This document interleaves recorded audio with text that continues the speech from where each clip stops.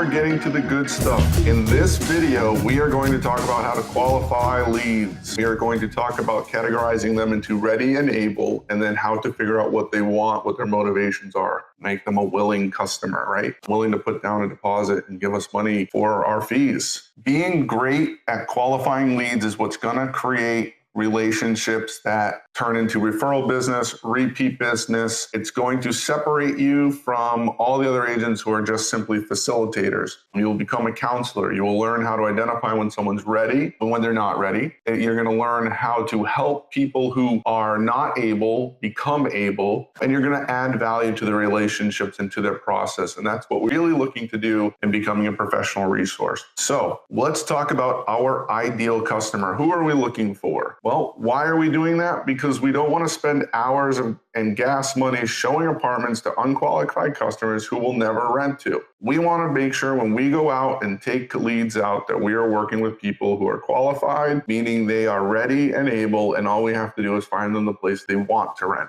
We're showing them places that they are able to rent in a time frame that they're ready to execute on. Okay, so how not to be that agent who wastes their time, wastes their money, and just drives people around. Someone once put it to me like this: you can drive, you answer the phone and show people the apartments they tell you they want to see every day, all day, 100 at a time, but you're probably going to go broke before you actually rent anything. What people see is online is often not what they want to rent. So how do you be different? How do you be a counselor instead of a facilitator? Well, learn who you want to work with and who your ideal customer is. Learn how to identify your ideal customer among others. Retain other customers who may develop into an ideal customer.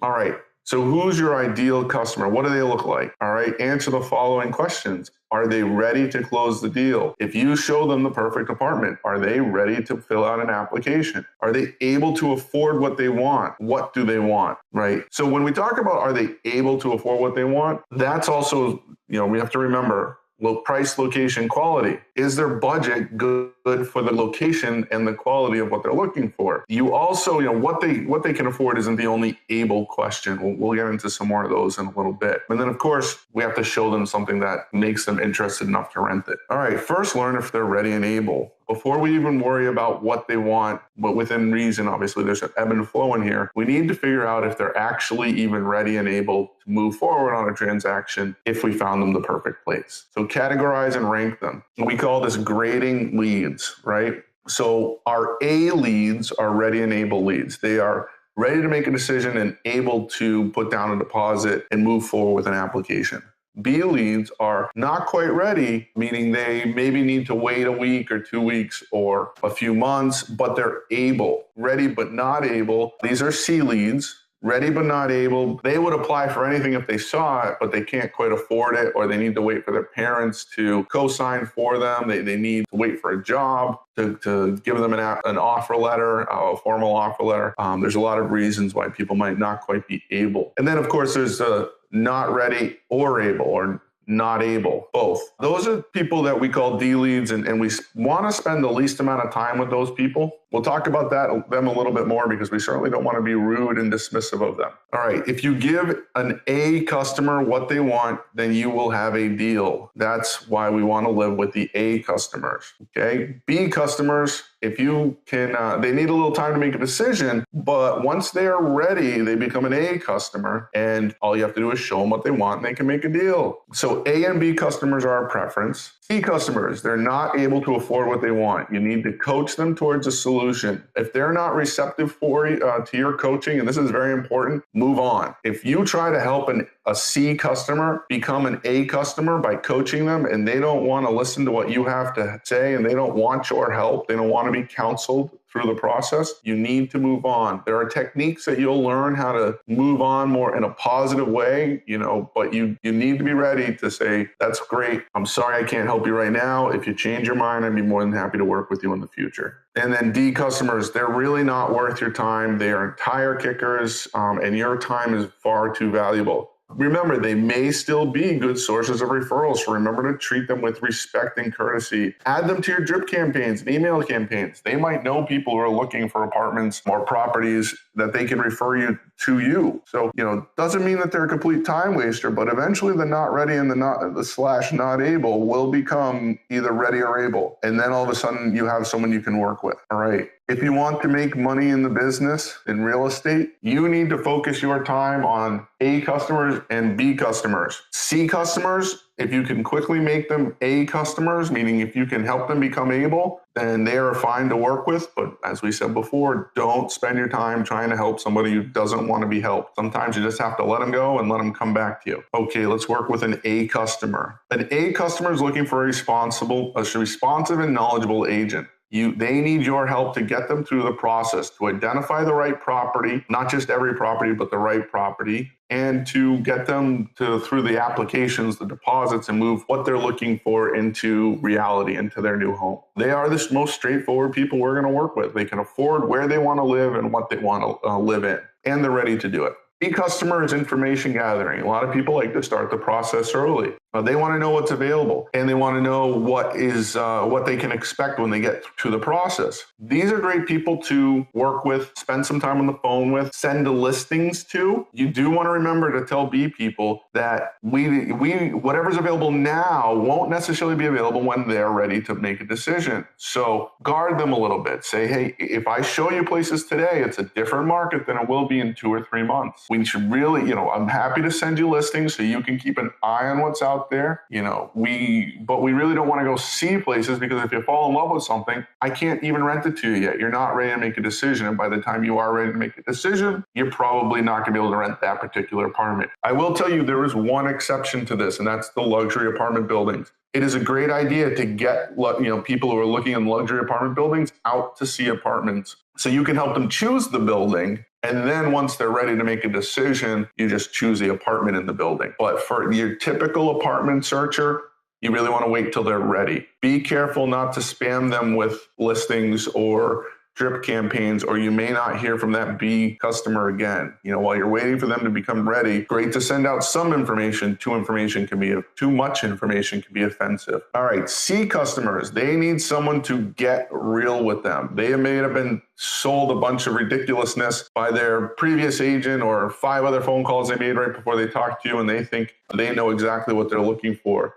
We need to be able to tell them what they are actually able to rent and how to get through and how to help them through that process. If they're looking online and they see apartments in the South End, 2 bedrooms for $1,000 a month, you may want to tell them, hey, this is probably a scam. You should go see that apartment. And if it seems like it is a scam, then come back to me and I'll help you out. But I just want you to go into that knowing that it's probably a scam. Or ask them, they keep seeing places online, but every time they call in, the apartment's not available. Do they think that maybe they're being tricked? You're ready to tell them what the reality is and tell them what they really can afford and where their money can get them what they're looking for. You're going to help them choose a location that works for their motivations. That's going to create a lot of value. I've had plenty of repeat customer relationships come as a result of helping a C customer who thought they knew what they were doing, was being lied to. I let them go. I let them look at what else was out there. And sure enough, a week, 2 weeks later, after they've been run through the ringer a few times and completely misrepresented properties too, they come back and say, hey, I am ready to listen to what you have to say. And that's fine. And of course, no hard feelings. I always tell them,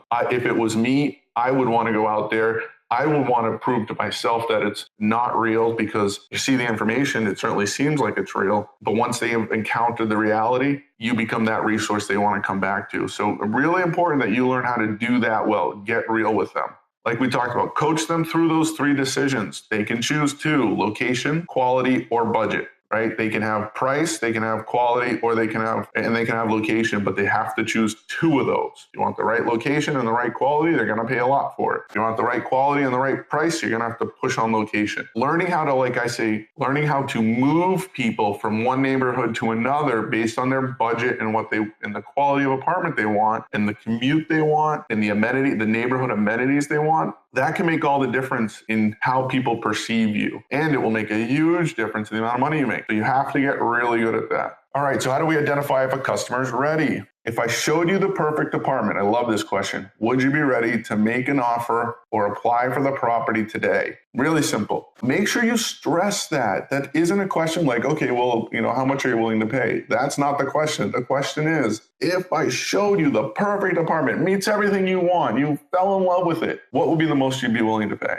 Why do we need to know that? Because that's really what their budget is. And a lot of people will create that emotional connection with the apartment that's perfect for them and be willing to jump to that budget. When you're doing your search and someone's giving you one price range and you haven't asked this question, don't be surprised when they come back and tell you they rented another apartment and it was more money than they said they were willing to spend. It's happened plenty of times. Emotional buyers will, and renters, but emotional buyers will make that emotional connection and they will pay extra for it. By the way, on luxury apartments where the budgets are already $3,000, $4,000, $5,000 a month in rent, it's not uncommon for people to add 10% more to their rental budget. They can afford it. It's a lifestyle choice. Do they want to spend more money? And if that living in the right apartment adds to their lifestyle, it adds the amenities, the features they're looking for, they're going to be willing to pay for it. Another great question. Have you seen anything else you like? Why didn't you rent it if you liked it? This is probably the most loaded question that's going to give you the most insight into why someone isn't ready or able, for that matter, to move forward with an apartment. Absolutely fantastic question.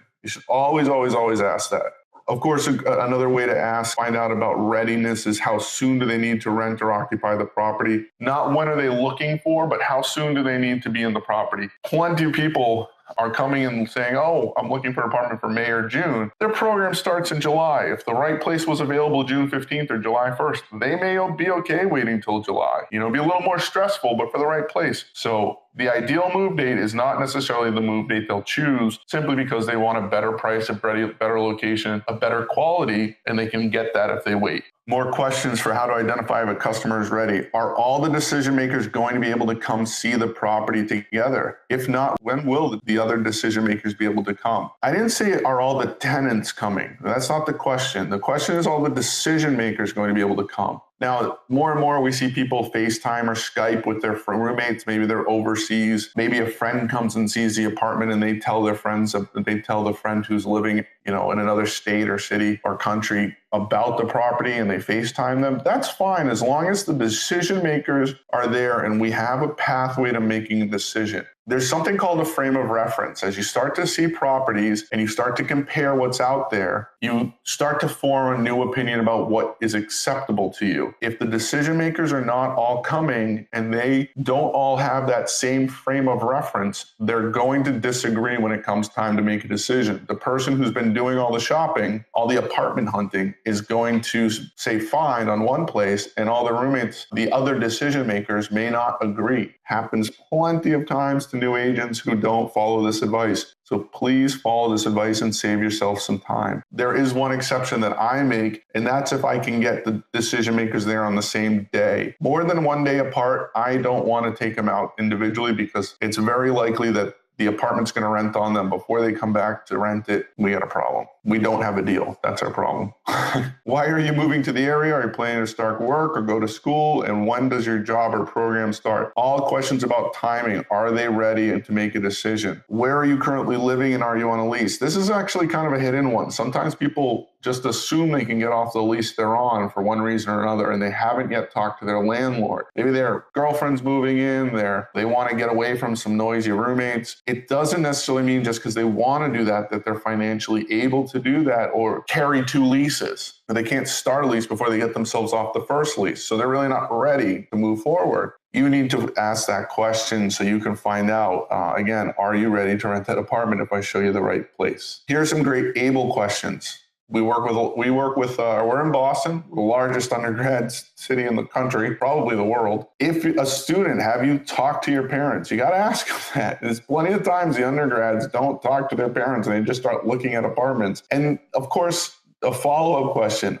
Are your parents on board to co-sign for you? If they're a professional, how do you plan to pay for your first month's rent deposit? Will you be bringing a check, money order, traveler's check, whatever it is? Will you be bringing a deposit, the ability to leave a deposit with you? The way I like to ask that question is a little more simple. If I show you the perfect place and you decide that you want to rent it, please, you need to make sure you bring a check or a cashier's check or some way to leave a deposit on the apartment in order to hold it. We can't really do anything unless we have a deposit equal to first month's rent. You do want to tell them don't bring cash. We don't accept cash in the office. Also, we don't accept credit cards in the office. So a check or money order, traveler's checks, those are typically the best way. By the way, we can get money orders from all of those banks that are near our office. However, the cheapest tend to be CVS, which has a Western Union in it, or the USPS. Both of those, I believe, are $1 a piece, whereas the banks tend to be $5 to $7. They also have a maximum of about $1,000 for each money order. So it can be pretty expensive if they're leaving a few $1,000s for a deposit. By the way, as a second thing, we also accept wire transfers. Wire transfer information is available on Google Drive, so you can always double check that and get that to them. If it's coming from within the country, it's typically same day wire transfers. All right, more able questions. If they're buying a property, have they been pre-qualified or pre-approved for a mortgage? Really important we ask that question. We shouldn't even be talking about properties to show a buyer if we haven't been pre-qualified or pre-approved. So we don't know if they're actually able to buy what they say they want to buy. And we certainly can't make an offer on a property without that if they're planning on getting financing. If they're not getting financing, by the way, how about a proof of funds? Have we verified that they actually have the money they say they have? A bank statement, letter from their banker is a good way to get a proof of funds for a cash buyer. All right, how will you leave the first month's rent deposit? There's a good question. Are there any other factors that may prevent you from renting an apartment, right? Do they have bad credit? Might come up in that. Do they have a dog? Do they have Well, lots of things have come up from asking that question. It's an excellent, excellent question to ask. We've talked before about this idea that the natural progression of a showing should be a closing. This is one of those things that tells me when I ask the question, are there any factors that may prevent you from renting an apartment, especially if I show you the perfect apartment that you absolutely love and meets everything you're looking for? It's not a commitment question,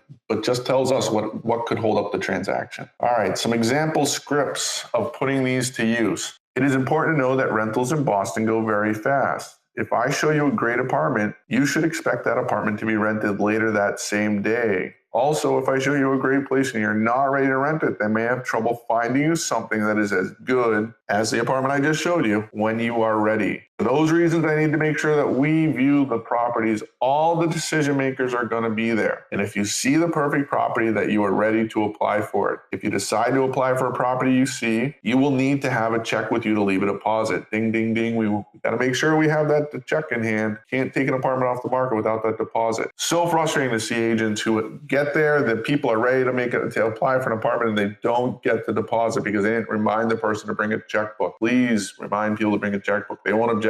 All right, and to finish off, is there any reason you think you wouldn't be ready and able to apply for an apartment if I showed you the perfect place, right? Another way of asking that question, is there a reason you wouldn't be able to move forward with an application if I show you that perfect place? Such an important question. All right, so that's how we identify ready and able. All right, now we got to identify what they want. Learning what they want is often difficult and requires the most time and effort. Believe it or not, those ready and able questions are something we can get done in the first 2 or 3 minutes. It's more learning about the motivations and connecting with people and getting behind those core issues to figure out what it is that they're really looking for. And while we're asking these questions, we're going to learn more and more about their ready and able status. But we should always do that quick. It really should be 2 or 3 minutes, first phone call. Okay, tell me why you're ready and able. Okay, once we've checked that off, we're going to qualify you. We're going to revisit ready and able as we qualify you, but we're also going to learn about your motivations so that when we meet, I'm going to show you that perfect place. Of course, use better words than that, but that's the concept we're going for. Be prepared for those customers' wants to change. I talked about this when talking about not having all the decision makers in at the showing at the same time. Frame of reference, what people have seen before compared to what they're seeing now will change their perspectives. And that, there's also the fact that if people's needs change, for example, students are notorious for showing up with 4 or 5 people. You show them the perfect place, and then all of a sudden you don't hear from them for a month. And then you hear from one or two of them, and you find out three of them decided they were going to live on campus because their parents really weren't on board. Oops, you wasted some time because you didn't qualify them well. You didn't ask them if the parents were on board, or maybe you did and they lied to you. That's happened. Don't be surprised. And what they're really looking for is a studio, a 1-bed, or a 2-bed. So those needs can change too. I've had buyers' needs change, job loss, job promotion, all sorts of reasons why needs can change. So just be prepared that as you move through the process, things can change on you. That's why you always have to be requalifying. Always requalify them. Every showing, every property, every conversation. Are they still ready? Are they still able? And do you still understand what they're looking for? I just had a buyer recently whose price point went from $800,000 to $1,500,000 because they're buying a property and they were thinking they wanted a 2-bed and now they want a 4-bed. So needs can change, sometimes for the better. Review the qualifying call sheet on Boston Luxury Properties Office Share. This is on Google Drive. You all have access. You should all be aware of that. The qualifying call sheet is a great resource to keep in front of you so you have a list of questions to go through while you're making phone calls. You should all have that sheet. You should have it printed out in your binder, ready to go. Keep it near. There are copies of this around the office as well. It's something that we've worked on to try and make sure all those questions that you need to ask are there with some room for notes. All right, qualifying and identifying. Do you have any specific properties in mind? I love this question. What have they seen? By the way, great question for sellers. What are you identifying? Which properties do you think compare closest to your property? Great question to find out from a seller how they value their home. From a buyer, we want to know, are they looking at anything in particular? Maybe they save us a bunch of time because they know exactly where they want to rent. I've had it happen where people told me where they wanted to rent many times. All I had to do was open the door and show it to them and then make sure they got through that process. Obviously,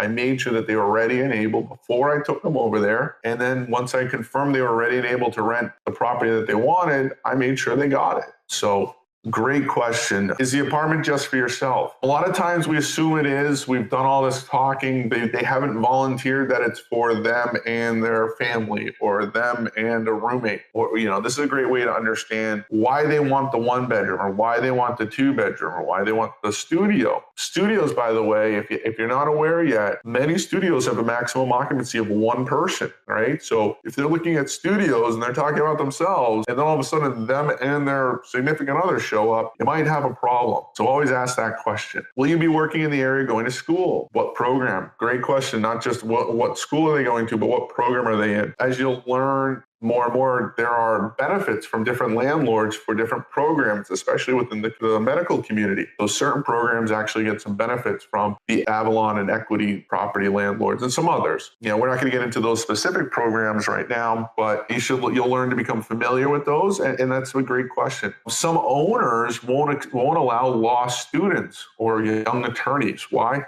Well, probably any attorney really, but they won't allow attorneys because they tend to be litigious, especially right out of law school. They don't want to get sued. So what program is a question that's a good place to get caught up if you don't ask that question. Ask when they begin. I actually have another landlord I'll point out. She is great with students as long as they carry a 3.5 GPA. No reason we can't qualify against that. So before anyone, if her apartment comes up in my search results while I'm talking to somebody, that is a question I am asking. I am happy to show you the apartment. I just want you to know that this owner requires minimum GPA of 3.5. Does that work for you? And that will save me some time when they say no, or make sure I know I have a deal if they like the place when I say yes. Have you spoken to your parents, your partner about your search? Sometimes people are impetuous and they move forward with an apartment search before they ever talk to anybody. We don't want to be running out the door just because someone on the whim decided they wanted to look at places. Doesn't mean they're bad. Some people are impulse buyers and shoppers. In fact, a lot of people are impulse buyers and shoppers. And when you get one and they're ready and able to actually make a decision, you should be running out the door with them because they're going to rent from somebody today. However, a lot of people are also impetuous and impulse shoppers, but they can't really afford it. And there's going to be a hiccup down the road, or they're not really ready for it. You got to learn to identify between the two. Where will you be commuting to? This is a great question because it helps me move people from one neighborhood to another, right? Again, we're not talking about moving them from a redlining,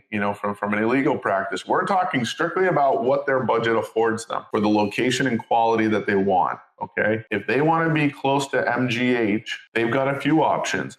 Yes, Beacon Hill is a great option, but what about Charlestown? What about the North End? What about Somerville and Cambridge? All of those could be great options for them and will be at a cheaper price than Beacon Hill. Actually, another thought, Dorchester. Maybe Dorchester. Dorchester's got a lot of new and nice construction properties and certainly a lot less expensive, more and more gentrified neighborhoods. So I wouldn't have any reservations recommending that. If someone's price and quality was high, price was low and the quality standard was high, they can get to MGH very quickly from Dorchester. So they need to, knowing where they're commuting to, not where they work, but where they're commuting to is vital. How many bedrooms? Don't forget to ask if a split style apartment, meaning no living room, but you don't have to walk through the living room to get to the kitchen or the bathroom. Each room, both rooms could be a bedroom with privacy. That's a split style apartment. You see 1-bed splits and 2-bed splits. That basically means 2 bedrooms, no living room, or 3 bedrooms, no living room. Sometimes that's great, especially for students. It's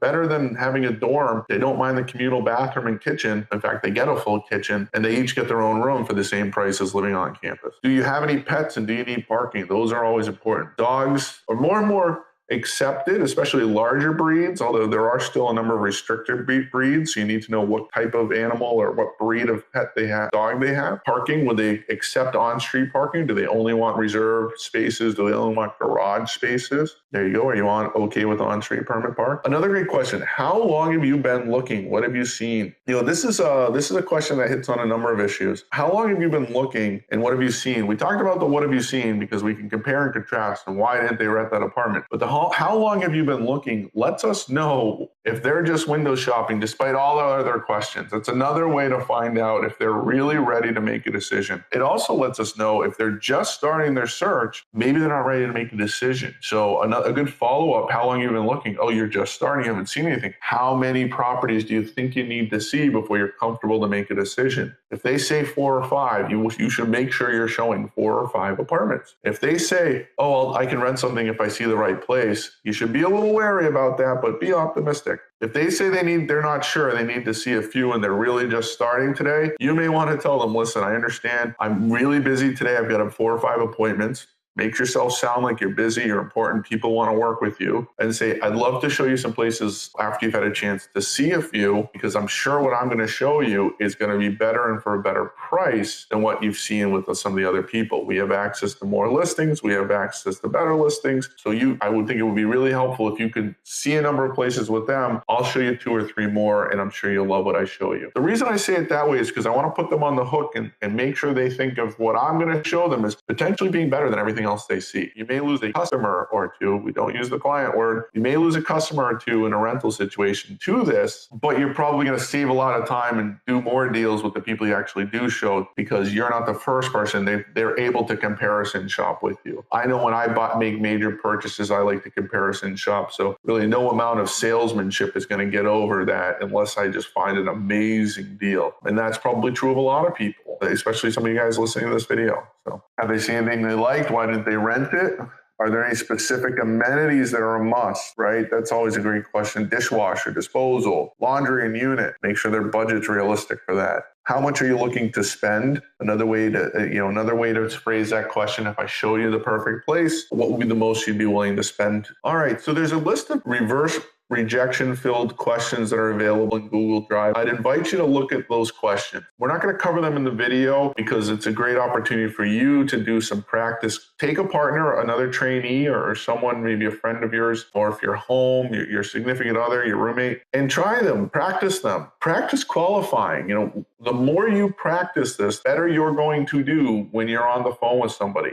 It's okay to burn a few leads, or as we say that, to lose some potential customers, right? While you're practicing in the beginning, it will save you from losing many, many other transactions in the future. The better you get at this, the better your relationships will be with your customers, the more money you will make, the more efficient you will be, the fewer appointments you have to go out on to close a transaction. The best I've seen, to give you an idea, is about 80% close ratio by being a good qualifier. If the agent went out with somebody, they would be closing 80% of the people they went out with. If they went out on 5 appointments a week, they were renting 4 apartments a week, right? If each of you were at that stage, you would be very happy and you would work a very comfortable schedule. It doesn't happen by accident. It doesn't happen without practice, without implementing these strategies and mastering them. So take the time to learn them. Take the opportunity, especially in rentals, where you might be taking out 10, 15, 20 appointments a week. Maybe you're only closing 1 or 2 transactions a week during your first few months here. But if you're mastering these skills, these qualifying skills, you're going to do more deals next year as you start to get better. And as you become a sales agent and you start to work with buyers and sellers, you're really going to hit it home with them because they know you're a resource, that you're comfortable finding out what their motivations are. They respect that. You'll be a better agent, a more profitable agent as you move through your career. Thanks for watching. Good luck, and look forward to seeing you all around the office.